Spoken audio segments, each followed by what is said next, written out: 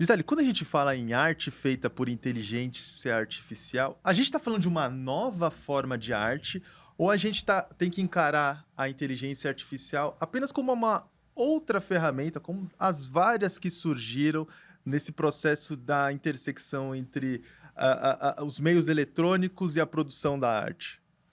Não, eu acho que a arte com inteligência artificial, é lógico, ela tem características particulares, porque a tecnologia é muito diferente das outras tecnologias que nós usamos. É sempre. Há um certo clichê que é uma arte criada pela máquina, é uma arte criada com a máquina, e onde as máquinas, nas quais as máquinas têm uma participação diferente das tecnologias com as quais nós estávamos acostumados até agora, que são tecnologias programadas para nos obedecer. E o que tem de assustador e fascinante ao mesmo tempo na inteligência artificial é que é uma tecnologia capaz de tomar decisões e fazer coisas. Isso é meio óbvio quando a gente fala de vigilância, né? Quando uma câmera de reconhecimento automático não deixa, de reconhecimento facial, não deixa você entrar em um lugar. Então, a priori, você percebe que tem uma máquina pensando a partir de alguns dados e tomou uma decisão e fazendo uma coisa, fechando uma porta. Isso é algo inédito no campo da criação artística. Nós estamos acostumados com, lógico, com o imponderável da criação. Em nenhuma forma de criação artística os humanos dominam os instrumentos 100%, né? E isso vai do pincel à tinta, à câmera, em todas as instâncias. Mas nós temos hoje essa particularidade de lidar com uma tecnologia que participa do processo e pode interferir nos rumos da criação com agências que não são as nossas. Então, esse meio de campo é o que particulariza a inteligência artificial de outras tecnologias, inclusive digitais. A inteligência artificial traz para o mundo da arte, enquanto ferramenta, o imponderável.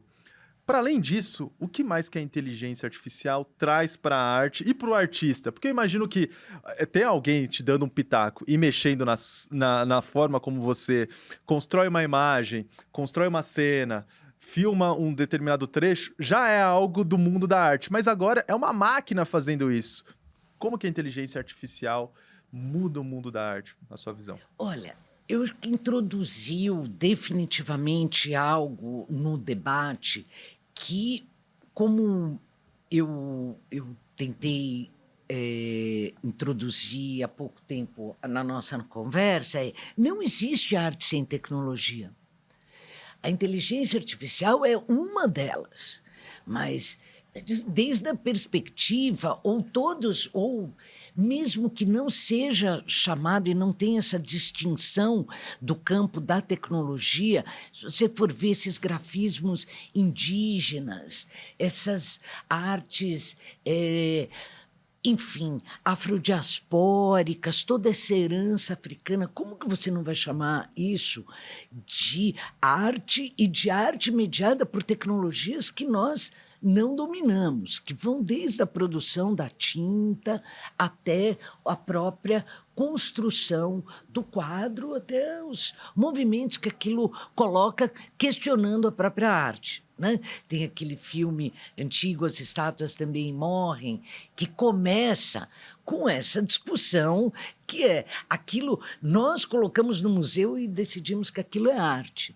E em outras culturas, outros povos, outros saberes, essa distinção entre o que é arte, o que é objeto de uso cotidiano, o que é roupa, simplesmente não existem. São culturas muito mais tem cosmovisões mais integradas à nossa cultura, que vem dessa matriz europeia que compartimenta tudo, né? Isso, para resumir em uma frase, não existe arte sem tecnologia. O que a IA traz é uma agência maquínica, o imprevisto. Eu acho que nenhuma tecnologia é 100% dominável, eu duvido.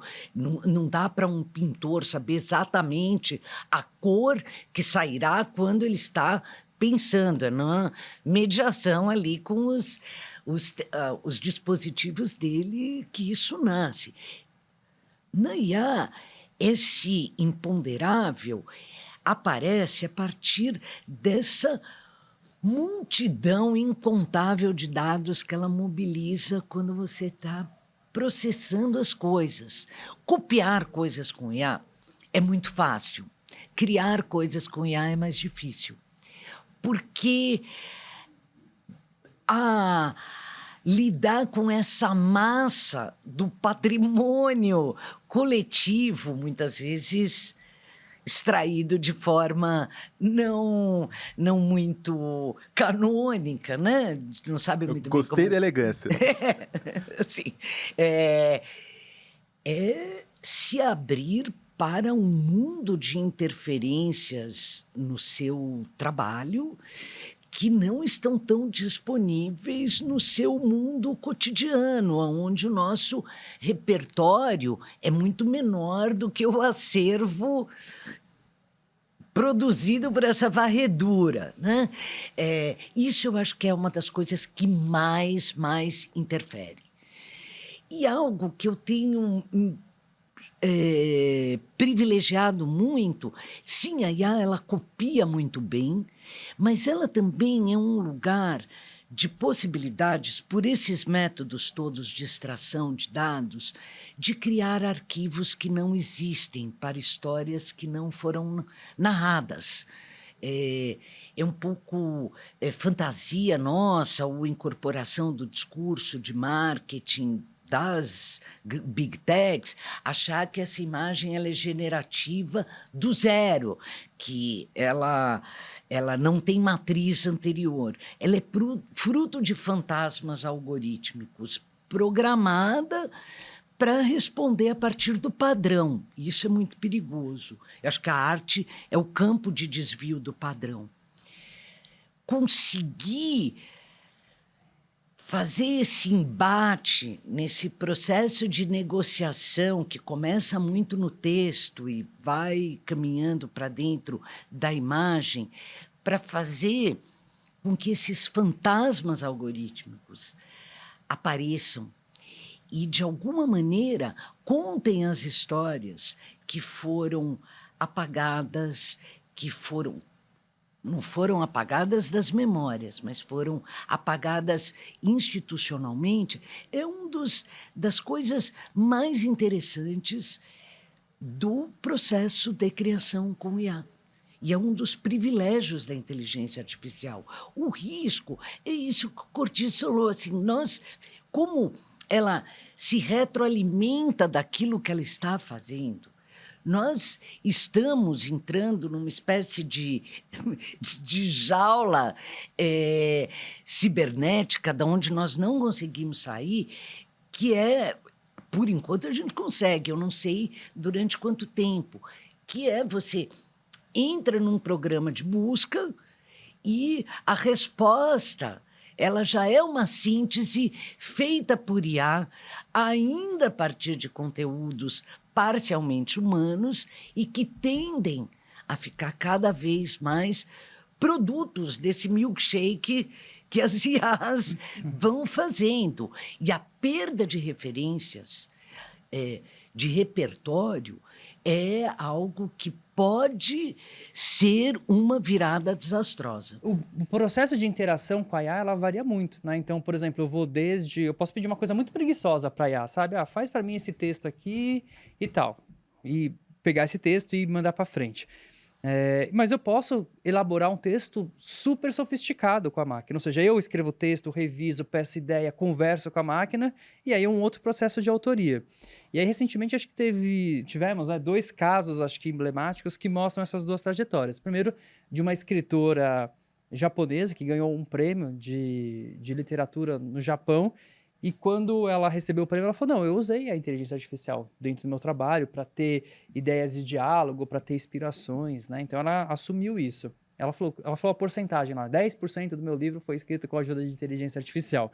E no ano passado a gente teve no Prêmio Jabuti aqui aquela polêmica da capa do livro Do Frankenstein. Do Frankenstein. Frankenstein. Bem sintomático, inclusive. Isso, que ele foi eliminado por ter usado inteligência artificial. Mas quando você vai olhar o processo dele, ele foi, para mim, eu entendo que foi um processo bastante criativo ali, que ele fez várias interações, ele foi extraindo, foi buscando os conceitos mais interessantes. E ao mesmo tempo o mundo parece se direcionar para um aspecto assim, ó, se é feito com inteligência artificial, parece que não presta. Então tem até movimentos, né, de criar selos de conteúdos que são veganos de A, sabe? Então, tipo, é feito... tem... Você e o Ted Chiang, de A Chegada, acham isso. Então, assim, tem um movimento de criar selos feitos só por humanos e tal. Faz sentido? A gente precisa criar essas diferentes categorias hoje? Olha, eu lembro quando eu trabalhava aqui no UOL, quando o UOL foi fundado, e a discussão sobre NetArt era muito parecida. Que isso não é arte, porque imagina, hoje a gente acha a internet, todo esse acervo dos anos 90, quase que uma web artesanal. De fato, ela era, né? Então, essa desqualificação do a priori, porque todo mundo usa IA, se todo mundo pode usar IA, então isso não seria capaz de produzir arte. Fala, bom, então, se a gente chegar a nossa grande utopia de 100% de letramento, não vai ter mais literatura, porque todo mundo vai poder escrever. E escrever é produzir símbolos. Escrever é imaginar ao mesmo tempo, né? É uma operação que nós introjetamos, não vou querer ensinar cognição justo para quem, né? Para o nosso maior expert. Mas é um processo cognitivo ultra complexo. Isso veio de um letramento. Nós precisamos aprender a conviver com a IA, como nós aprendemos a conviver, e de forma diferente como nós fizemos com a cultura digital até o momento, que é um movimento que se esgota no consumo, né? Eu tenho me tornado uma militante da ideia que nós precisamos urgentemente pensar num letramento digital, e isso não quer dizer criar uma geração onde todos serão programadores, porque nós também não viramos escritores, nós não somos, né? Nós não escrevemos torturado só porque nós passamos por um letramento, alguém fez, mas nós temos condições de reconhecer a diferença entre uma bula de remédio, a homepage do UOL e uma página da Clarice Lispector. Pensa na complexidade cognitiva disso. Se é tudo a mesma coisa a priori, tudo é um fundo branco com umas letrinhas correndo da esquerda para a direita ou da direita para a esquerda, dependendo da cultura, de cima para baixo, como é que você faz essa operação? A gente teve um letramento. E eu acho que isso é o que, no campo da arte, tem sido mais importante no âmbito da cultura digital. É a forma como os artistas vão criando um letramento próprio ao fazer esse corpo a corpo com as regras do sistema. Ainda que todo mundo veja a página em branco e as letrinhas correndo de um lado para o outro, a IA... ela é uma ferramenta que está tão disseminada que nos traz a uma outra questão. Ela pode democratizar o acesso à arte e aos meios para criar a arte, ou ela reforça as desigualdades, porque nem todo mundo vai ter esse letramento e esse repertório necessário para entender o que é arte e o que é a bula de remédio feita com inteligência artificial? Esse é um risco, e é um risco a maneira como a inteligência artificial, falei muito como assim, ela tem uma potência, já que ela faz a varredura, a extração de tudo, de apontar os arquivos inexistentes, as narrativas silenciadas, mas ela é, no fundo, uma estatística complexa que vai deletando o que fica fora do padrão.